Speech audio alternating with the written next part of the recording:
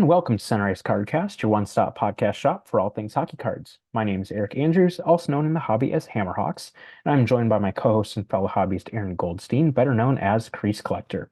So we have a lot of things to touch on in this episode, but first, I will start off by sharing a recent addition for my collection. Kind of a pretty spontaneous addition, honestly, is a card that I just saw on Facebook and thought it was a pretty good price and just a really cool and interesting card. You don't see a whole lot of really nice cards of this guy, and this is a player that I really liked growing up. So again, kind of spontaneous, but then you think about it and it's like, yeah, I'm gonna go ahead and do that. That's a cool card to have. So it is from Old School in the Game Superlative, and it is a jumbo emblem numbered out of 9 of Pavel Datsuk. Oh, that's awesome. That is great. The wings patch there, perfect. Yeah, great set. Oh, like almost like kind of like a limited logos, just similar patch size, probably a little bit bigger.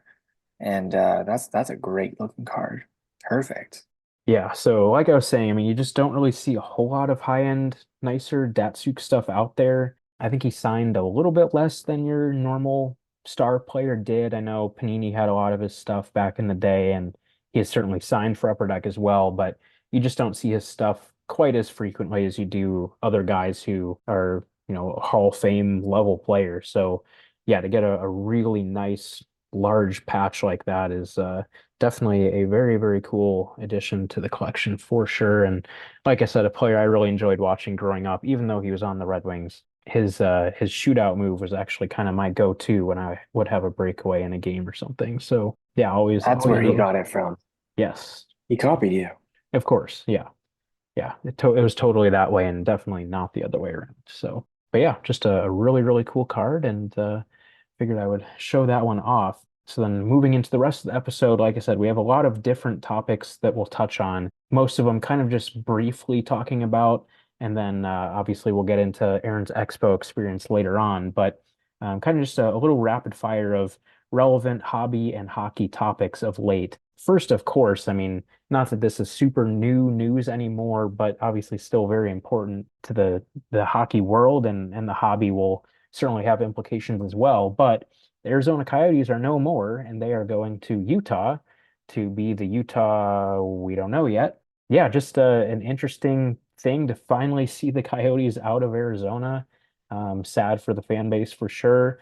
And I know for me, I love the Coyotes Kachina branding and the logo and jerseys and everything. So that's kind of the tie, I guess, to the card world is that we're going to be losing out on some really sweet memorabilia cards from the Coyotes being no more. So yeah, I don't know if there's anything you wanted to touch on there, Aaron, but yeah, figured big topic in the hockey world and worth mentioning. Yeah, no, for sure. I mean, you summed it up nicely. It sucks to lose the Coyotes there, but I mean, I think something's been kind of brewing for a while, so I wasn't really surprised. But I think there's a clause that within 5 years, I think they can try and get a team back. So we'll see what happens. I think in all likelihood, it wouldn't surprise me that they get their team back, once they got the arena thing figured out and stuff like that. So I don't know if it's the last time we've heard of them, but yeah, definitely sad, at least for the time being, especially with the fans. But as far as Utah goes, the Utah somethings, yeah, I mean, it's going to be really interesting to see what their jerseys end up looking like. And obviously, as card collectors, the kind of new patch cards we're going to get and things like that. And yeah, it's going to be really cool for collectors, I think, to start collecting a new team, especially for those who reside in Utah. Yeah, absolutely. And I mean, obviously we've seen, the first year cards of the Golden Knights and the Kraken, in recent years be very, very hot cards in the hobby during that first season. And I know back in the Kraken's first season, Billy did the kind of subset section of extended series that featured every single player that was on their opening night roster. And that was certainly well received and really cool. And yeah, just always really fun seeing the first cards coming out with new jerseys, new logos, all of that is always very exciting. And yeah, we certainly will be fun. I've heard a lot of things related to their branding and the possibility that they might have a name, but they won't potentially have a super established brand right out of the gate. So we might have to go the first season kind of just with relatively generic jerseys and stuff.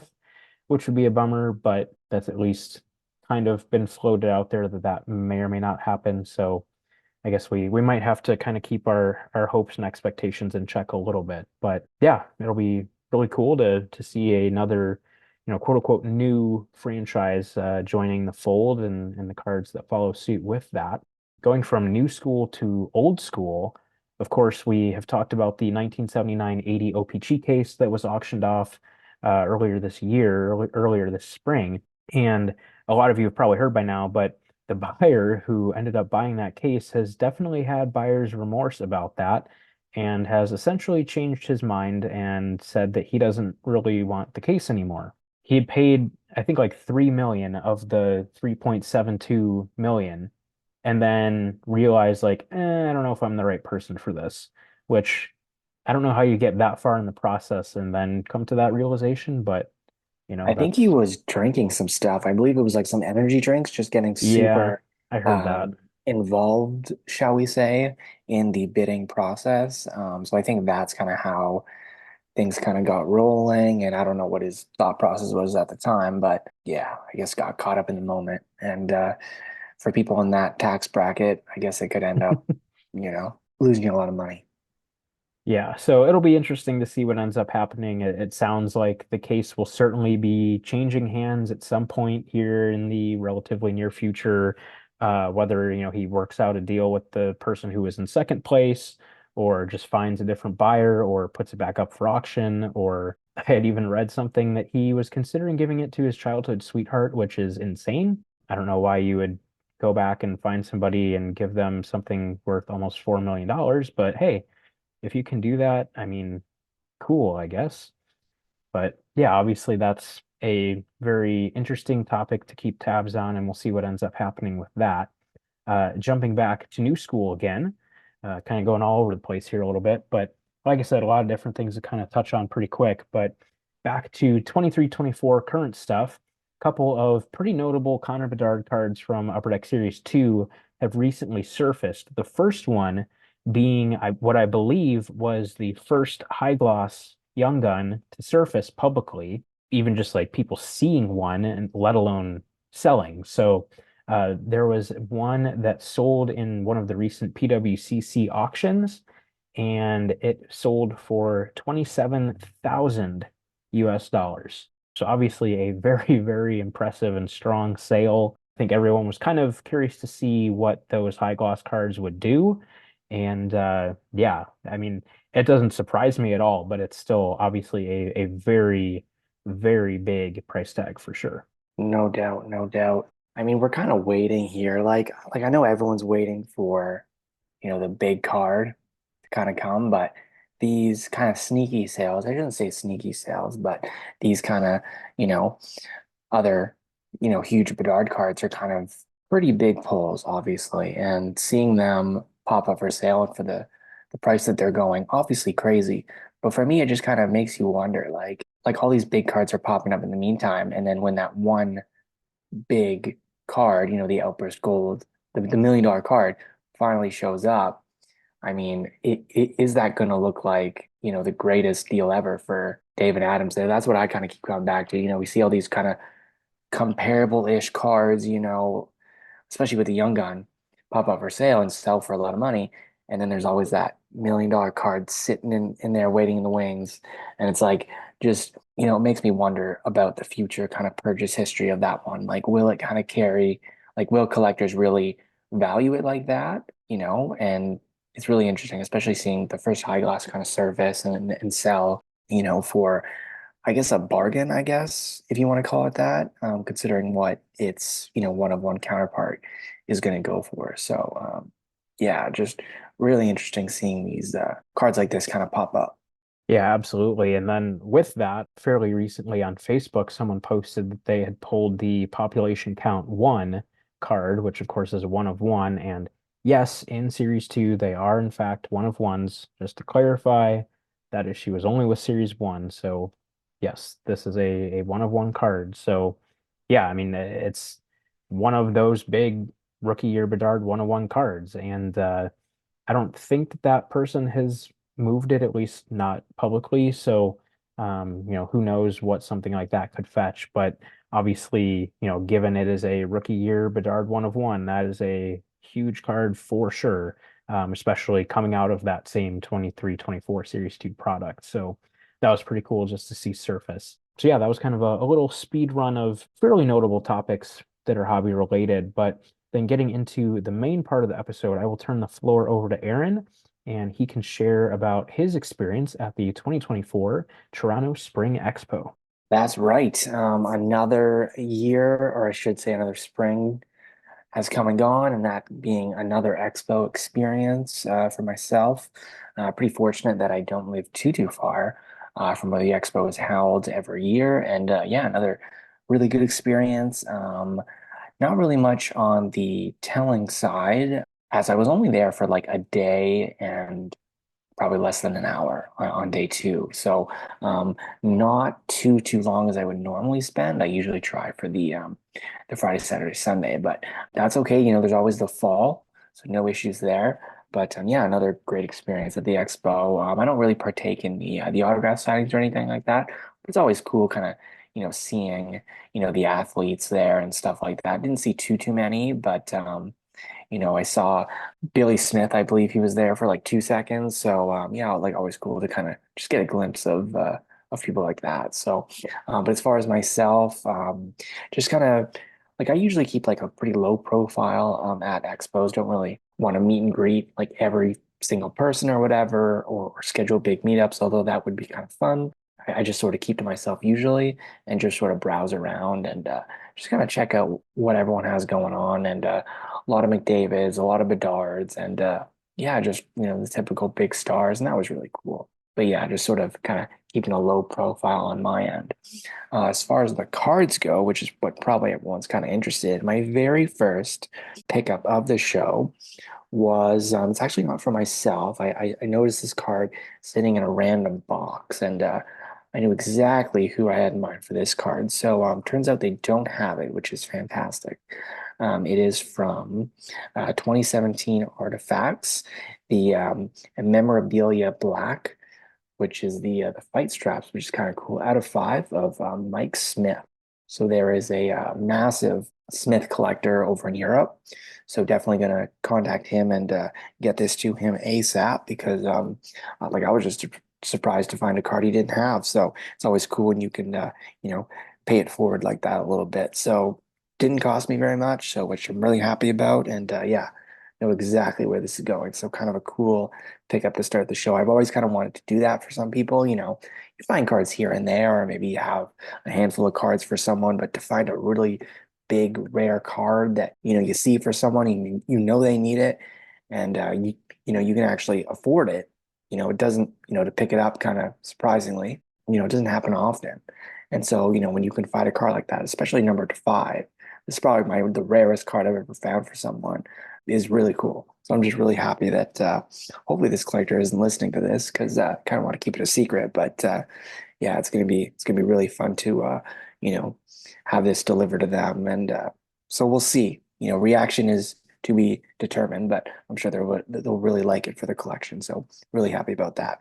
And then the first pickup for myself was actually these really cool Series 2 cards, the instinctive inserts. And I don't know what the other parallel is called. It's like the really cool shiny version. I don't know The Sparkle.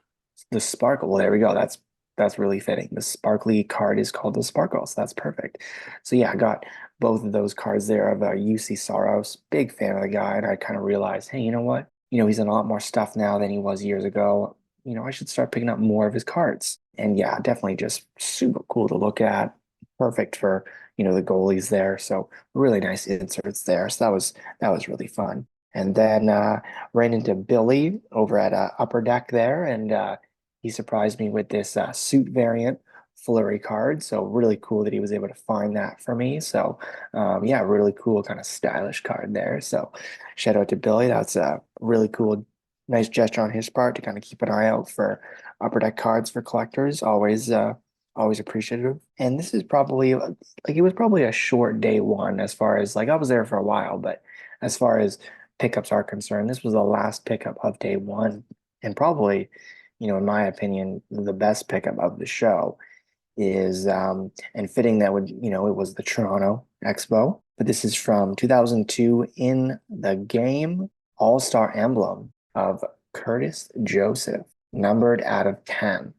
So, well, it's not numbered, but I believe these did have a print run of 10, the emblem versions. So the patch is, you can pretty clearly kind of make it out. It's from the NHL 2000 patch right on the front there. So I had an old Belfour card that had a little bit of the 2000s patch as well, and I eventually sold it. It was a one of one, which a couple other players on there, so I ended up, making a good home of it to a collector who would appreciate it more than I would. And so ever since then, I kind of missed that 2000s patch. And so to find that there in the Joseph was really cool.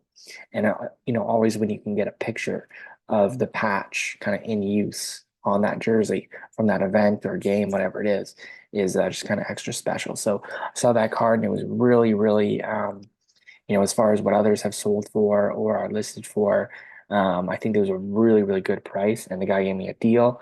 And I thought, you know what, why not? That's perfect.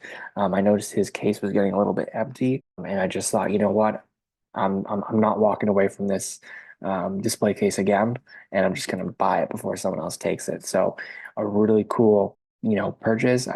Going into the show, I kind of had a goal of picking up some more Soros cards, maybe a Cujo auto. I have one, but another one's always really cool. And didn't get the auto, which is fine, but I think this is a good alternative, I guess, shall we say.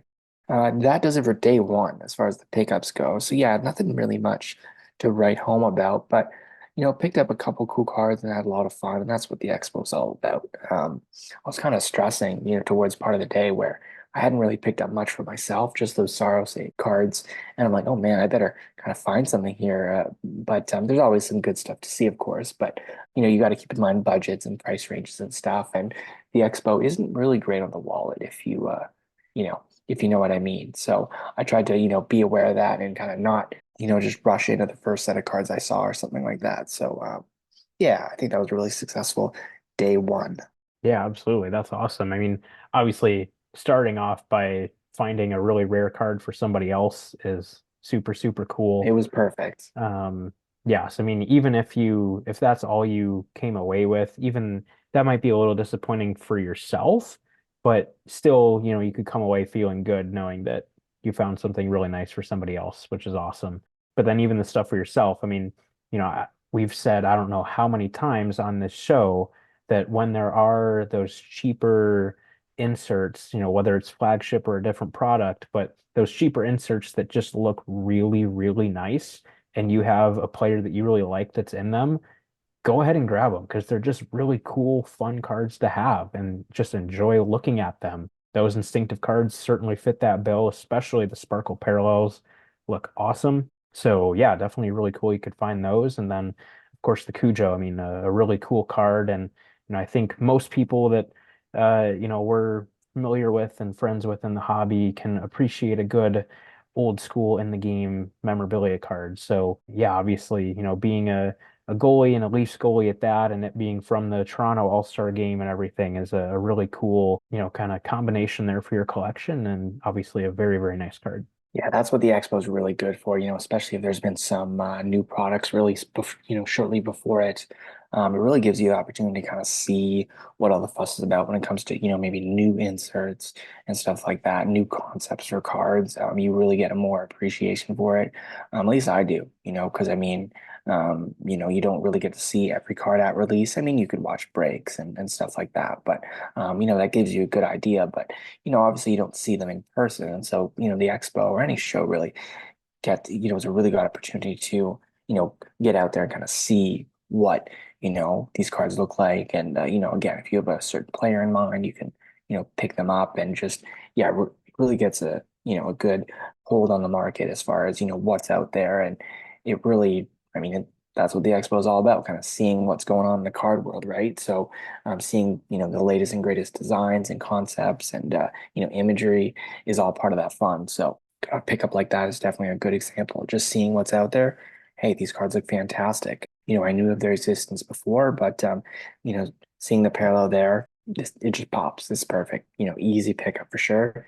Get it for cheap, perfect. It's just no shipping and handling charges. You get it right then and there. That's what the expo is all about. Just finding stuff you didn't really know that you needed, I guess. So just excellent.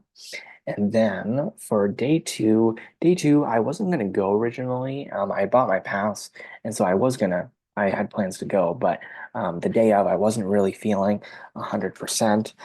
Just kind of getting over an illness, and so just wasn't gonna go. But then my wonderful fiance, pushed me to go and said that she wanted to see what all the fuss was about as far as the expo and things like that. And so we got there on the Sunday, very late in the day. And so it was kind of nice that, the hustle and bustle of the Saturday, the craziness was gone. And so you get to walk the floor, more leisurely and not bumping into everybody and get to kind of see what the expo was all about and just how much kind of cards are there. And so we only spent probably about 40 minutes there, so not much at all. But so I didn't really get the full feel as far as the size of the expo, but definitely managed to pick up some cool stuff. I found a booth. Some of you guys might know him as Frankie Fives on Hobby Insider. Ran into his booth, and always a nice, got to chat with. And his booth is always very organized and really good for collectors like myself. So I was able to kind of dig through some of his older OPG offerings and found the Black Rainbow borders of Enroth number to 100 there. So just they're duplicates, but cheap duplicates that are out of 100, and the cards look great, so can't complain with that. And also from his booth as well, I picked up. I've always been a really big fan of these cards. They're fairly new, but I've always been a fan of the wood cards in OPG, and managed to kind of snag the 23-24 Brodeur. And so just really cool. I don't really know the print run on these or the odds at all, but they're somewhat rare. And so was able to get a really good price on it and said, what, why not? A nice insert of Brodeur. Always on the lookout for things like that. So that kind of did it for day two in my expo experience. Again, not much, but I think, what I was able to come away with was pretty solid, albeit during a short experience. But you know what? In my mind, I just kept thinking, there's always the fall expo as well coming up. So, if you don't find something now, that's okay. There's always, the next go around, right? So, yeah, great experience, I think, and excited for the next one as always.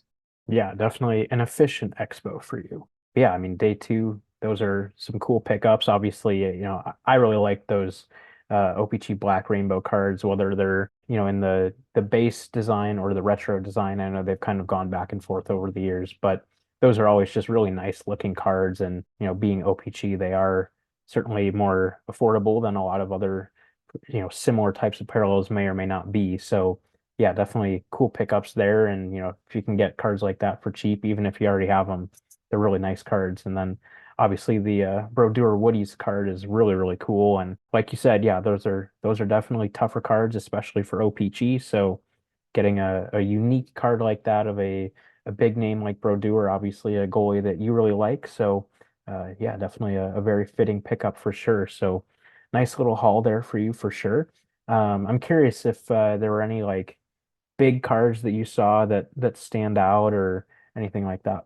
I mean, yeah, there was a lot of big cards, of all the big names. Nothing in particular really stands out. You kind of get blown away by all the firepower as far as cards go. They all kind of blend together and, after a while. So just a lot of heavy hitters, a lot of Gretzky's and Crosby's and all that good stuff. So a lot of vintage, which is always really cool to see. And the prices are just unreal. So yeah, just, the typical big expo cards, they're always going to be there. And yeah, just it's always like a star-studded display case, just one after the other, it seems like. So yeah, too many to name really. But yeah, just it really is cool. I'm sure, being at the National and seeing a bunch of different sports, obviously you get to see, the heavy hitter cards. And it's always a really cool experience to see those, with Crosby RPAs and whatnot. Just seeing them there is really nice. So a bit of everything. All the stars are there, all the big cards.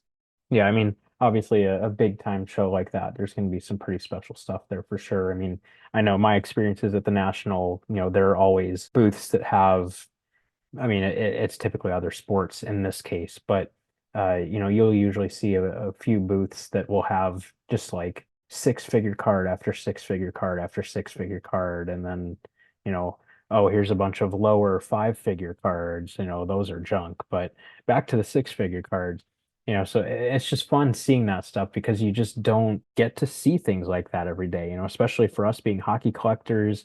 And obviously, we're not, mega millionaire high rollers, so we're not collecting stuff like that anyway.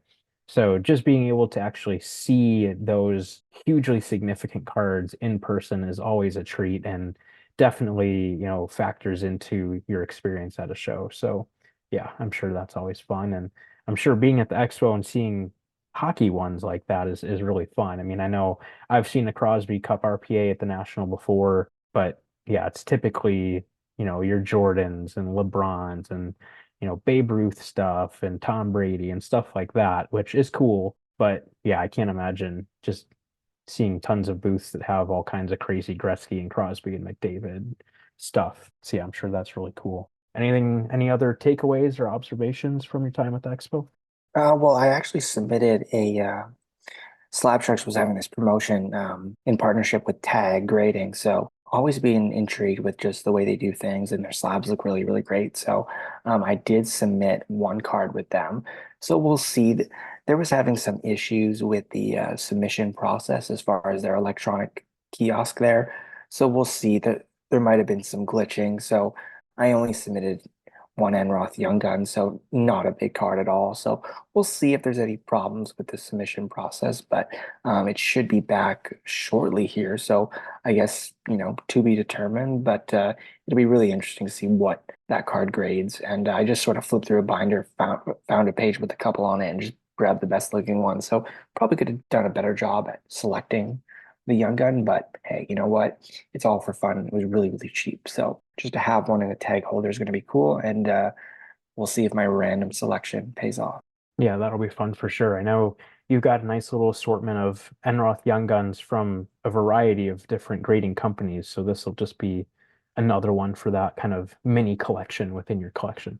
Definitely. So we'll see what it grades as. I know you got some stuff back recently, and obviously, with that amazing Flurry 1 of 1, your first, tag graded card, it always kind of, made it interesting. Like maybe I should submit one day. So this kind of gave me that really good opportunity to do so. So, I'll let you guys if it comes in, I'll let you guys know what it grades. We'll see. Awesome. Yeah, I'm certainly curious and looking forward to that as well. Hopefully everything logistically worked out. Yeah, obviously a little bit of a tough situation when it's kind of a collab type of thing and then there's technology issues and stuff like that. But hopefully it'll all work out. And yeah, I'm excited for you to get to experience that whole process and then have the slab in hand. It's a very impressive process and system that Tag has. And yeah, it's certainly well worth the money. And yeah, so looking forward to seeing the results there. Speaking of Young Guns, of course, you guys know over the last few episodes that I've been kind of Bedard Young Gun hunting. So let the hunt continue. We have got another one of the oversized Young Gun blaster boxes. These come with one oversized Young Gun. There are 14 players on that checklist. Of course, Bedard being one, so you do have a 1 in 14 chance at pulling him. Then you also have 3 packs, and you are guaranteed at least one Young Gun out of those 3 packs. So let's see what we've got. We'll start with the oversized Young Gun, and it is for the Los Angeles Kings, Alex Laferriere, not to be confused with Alexi Lafreniere. So definitely not the one you want there, but that is okay. We will turn our attention to the 3 packs. So pack number 1, we start off with an OPG Glossy of Levi Merilainen and a Superstar Honor Roll of Samuel Balduke and an Instinctive of Jordan Bennington. On to pack number 2, we've got our Young Gun in here, but first we have a Dazzler's Green of Braden Point, a Young Gun for the Pittsburgh Penguins of Ryan Shea, and that's a nice one. We've got a Young Gun Canvas Checklist of Logan Cooley and Luke Hughes, and a Deep Roots of Connor McDavid. That is a very nice card. If you haven't heard me talk about them already, the Deep Roots cards are very nice in person, and Obviously, McDavid is a very good one to get, so that's nice there. And on to the third and final pack of the blaster. We do have another Young Gun, so that's nice. First, we have a Dazzler's Green of Claude Giroux. We have a Young Gun for the Chicago Blackhawks, Luke Philp. Not quite the Blackhawk you're looking for, unfortunately. We've got a canvas of Matthew Tkachuk and a Deep Roots of William Karlsson. So another four insert pack there, which is nice. But unfortunately, no Bedard out of that blaster. But that is how it goes. So the hunt shall continue. And continuing on our Bedard Young Guns hunt, we have another one of the mega boxes. These are the ones that come with the bonus pack of the 94-95 rookie die cut cards. You get 3 of those per pack. If you guys did not see the release day breaks that we did, I did manage to get the Bedard red parallel out of one of these, so that was obviously quite nice. So hopefully even I can just get hold of the basic one out of this pack. So we will start off with that bonus pack, and we have got a Walker Dewar, a Matt Coronado, and a Brock Faber. So that's kind of funny because the Coronado and the Faber were the ones that were in that same pack with the Bedard red, but unfortunately, no Bedard to be seen this time around, but that is okay. Moving on to the normal packs, you get 6 packs in each of these mega boxes with at least 2 Young Guns. So starting off with pack number 1, we have got an OPG Glossy of Elias Pettersson, a PCs of Johnny Gaudreau, and that's a nice card. We have an Outburst Silver for the Winnipeg Jets of Nikolai Ehlers, and a Deep Roots of Aaron Ekblad. So obviously nice to see one of the Outburst Silver cards. Those are really nice cards in person if you guys are not familiar with them. On to pack number 2. We've got our first Young Guns here, but first we have an Ecliptic Sparkle of Leon Draisaitl, a Young Guns of Connor Zary, so that's definitely one of the better ones there, and a Superstar Honor Roll of Levi Merilainen. On to pack number 3, we have got an OPG Glossy of Owen Beck for the Montreal Canadiens, a PCs of Artemi Panarin, and Deep Roots of Ryan Nugent-Hopkins. Halfway through, moving on to pack number 4, still need at least 1 Young Guns. We have got a Monster Season of Connor McDavid, a Portraits of Jordan Kyrou, and an Instinctive of Darcy Kemper. I like the Monster Season insert, really cool to pay tribute to McDavid's incredible season last year. Obviously, numbers that we haven't seen in a while, so definitely a fun way to pay tribute to that amazing season. Moving on to pack number 5, we've got a Young Guns of Stanislav Svozil. We have a Superstar Honor Roll of Matthew Nyes and a Director of Boards of Tanner Jeannot. So Svozil isn't too bad, definitely not one of the best ones, but not too bad either. But not the guy you're looking for, of course. We've got one more pack, so maybe we'll get an extra Young Gun. Our 6th and final pack, we have got an OPG Glossy for the Chicago Blackhawks, Connor Bedard. So not the Young Guns, but hey, can't complain either. That's a very nice card for sure. We also have an Ecliptic of Clayton Keller and a canvas of Yanni Gourde. So, hey, I mean, it's not a Young Gun, but certainly can't complain. I will take another Bedard insert to add to the collection. And that's a nice one for sure. Really nice looking card. And yeah, that is another mega box, and the hunt shall continue. This time we have another tin, and these come with a 3-card bonus pack of Dazzlers. So we will start off with that. See if we can pull Bedard out of that. All orange, we have Nico Hischier, Jared McCann, and Cole Caulfield. So no Bedard there. Turning to the flagship packs, you get 8 packs in each tin with at least 3 Young Guns. So we shall see if we can finally hit the big man. Starting off, we have a Young Guns for the Calgary Flames of Connor Zary, so definitely one of the better ones there. We have an Instinctive of UC Saros and a Deep Roots of Nathan McKinnon. On to pack number 2, we've got an OPG Glossy of Alex Ovechkin, a PC's Sparkle of Tyler Toffoli, really nice looking card there, and a Superstar Honor Roll of Cole Gutman. On to pack number 3, we have got a Young Guns for the Pittsburgh Penguins of Ryan Shea, Superstar Honor Roll of Maxon Skinnet, and a Director of Boards of Michael Pizzetta. So I've had no shortage of pulling Ryan Shea Young Guns. Unfortunately, that is the third one I've pulled, I believe. On to pack number 4, got an OPG Glossy Gold of Matthew Coronado, PCs of Mitch Marner, and that's a nice one. We've got a UD Canvas Young Guns of Devin Levi. It's definitely one of the best Young Gun canvases that you can pull out of the set. So cannot complain about that one. On to pack number 5, got an Instinctive Sparkle of Ilya Samsonov, a Young Guns for the Columbus Blue Jackets of Tyler Angle, and a Deep Roots of Tomas Hertl. 3 more packs to go. Hopefully we can muster one more Young Gun, but we shall see. So moving on to pack number 6, we have got an OPG Glossy of Sean Farrell, a Portraits for the Chicago Blackhawks, Seth Jones, unfortunately. Still a cool card nevertheless. And a PCs of Nikita Kucherov. On to pack number 7, we have got a Young Guns for the Vancouver Canucks, Arturs Silovs, an Instinctive of Vitek Vanacek, and a canvas of Johnny Gaudreau. So we did get another Young Gun. We have one final pack of the tin here, and we have got an OPG Glossy of Levi Merlainen, a Superstar Honor Roll of Dustin Wolf, and an Ecliptic of Alex Ovechkin. So yet again, unfortunately, no Bedard, so the hunt shall continue.